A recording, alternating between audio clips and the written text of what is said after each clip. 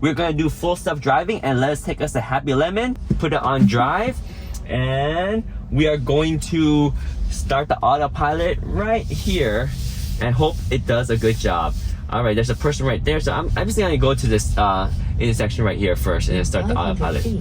All right, here we go, starting the autopilot, and let it do its thing. All right, so it's signal left and it's going, and we'll foot off the pedal and it's going to go. It sees the clear path is going there, it's turning, there's a speed bump. So I will say it doesn't do too good of a job of speed bump. Why is it doing this? See, I didn't like that. I didn't like that because it didn't stop for the pedestrian. It just kind of went on and do its thing. Oh, there's a car coming, there's a car coming, there's a car coming. Will it stop? Okay, so it sees a car's coming in and it's going out, it's going around. I don't like that it was so close to that car. I did not like that it was so. Oh, by the way, we can also expand this so you can see a better view of everything. So now we're on left and it's turning left right here. Good. So you can adjust. I think right here, if you don't feel comfortable with that, 500 feet. it's turning, it's gonna go to the right side right now. So it sees there's no cars on the right, so it changed lane to the right. Very good. Okay, now it's going on the right lane. Very good. And it's getting ready to turn right. Excellent. It does a fine job. Okay, so now we're signaling. We see a red light. Everything looks clear. Is it gonna turn on red light? It should. So here's where I would get honked at. If there's a car behind me, I would get honked at. But because it's full self-driving, it doesn't want to drive, which is okay. But in the situation, there's a car behind me, it's kind of embarrassing. So that's one thing about the full self-driving that's not really ready for the real world yet, is these situations that you can get embarrassed, right? Like right now, I can drive, which I'm just gonna drive because honestly, the car behind me is gonna honk at me because they're gonna say, the road is clear, drive, right? All right, so now we're back on the road. We are still full self-driving and we're letting it go. It's doing a pretty good job. So far what we noticed is that speed bumps, it doesn't really slow down, which is fine because most people don't slow down for speed bump. We just like to take care of our car extra carefully, so we like to slow down on speed bumps, and that's just something that's a minor detail. Maybe we can add that as a feature later on in the Tesla. Maybe Tesla will update with a feature to slow down on speed bumps, but I don't know. It's not a big deal. So far it's good. The other thing that we noticed is we have a protected or unprotected. It took this lane. Okay. I didn't know which lane it was gonna take, so it was a little bit scary. But it did see there's two lanes, and it took the left lane. Okay, cool. This car is kind of close to my lane. See, oh, that's nice. It saw that this car is a little bit close to my lane, so it didn't engage. It didn't go forward. Good. All right, here we go. So. Okay, so now we at the stop, we're waiting for the light to turn green, and we're gonna go up there and we're gonna turn left here. So everything's pretty cool, pretty chill.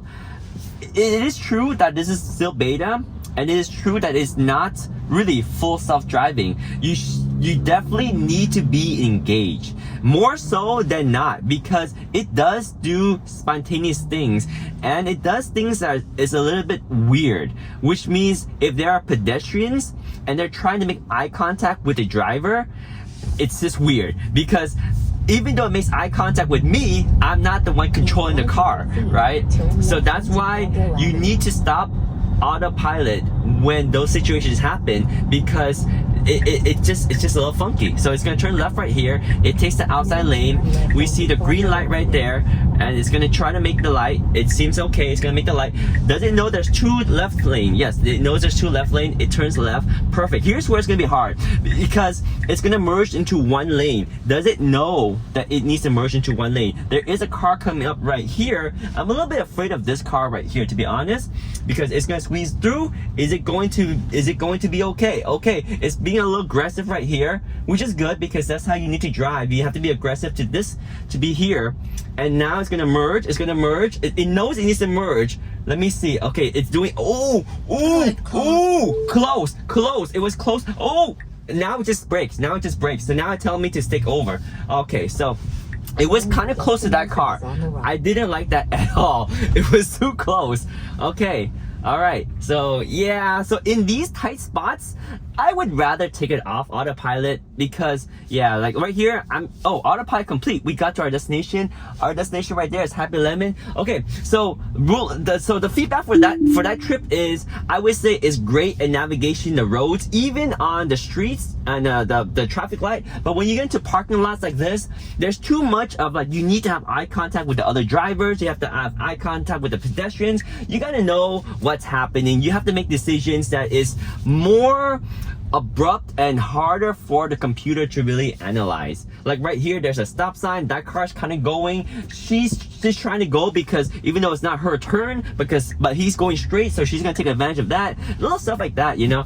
And then yeah, so like this is a perfect time when I feel like FSD is not really ready yet, and even if it is ready, I still don't feel comfortable because there's too many things going on, and as a person that is in the driver's seat, control of this vehicle, I don't feel comfortable letting a computer take control of all these little details because it's just too chaotic.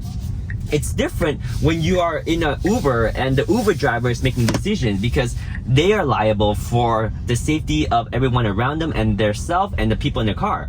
But even Tesla says they're not liable for what happens in full self-driving. So more so, we have to take control. And in situations like this, I still don't feel comfortable. Now, other people might disagree with me. That's just my opinion. I do love the full self-driving, don't get me wrong. I am a huge fan of this technology. I think it is fantastic. It is going in the right direction, and Tesla is very smart. Instead of having like automatic taxi driving around and making decisions on their own, they are using this data and using it as if it was automatic taxi, right? So, and in case something wrong, I am the dummy that's gonna take action immediately to correct it. So Tesla is collecting all this data and making the ultimate full self-driving taxi system, but it takes time and it needs all this data, and this is just genius, using us as human guinea pigs to collect that data. So anyway, we're gonna park here because we already arrived at our first destination. Again, thank you Tesla's high fidelity vision system, being able to map out all this. It's looking pretty good. Put it in park, and we have arrived at our first destination. We're just gonna go ahead and get out of the car. When we get back in, it's gonna continue our trip right there. All right.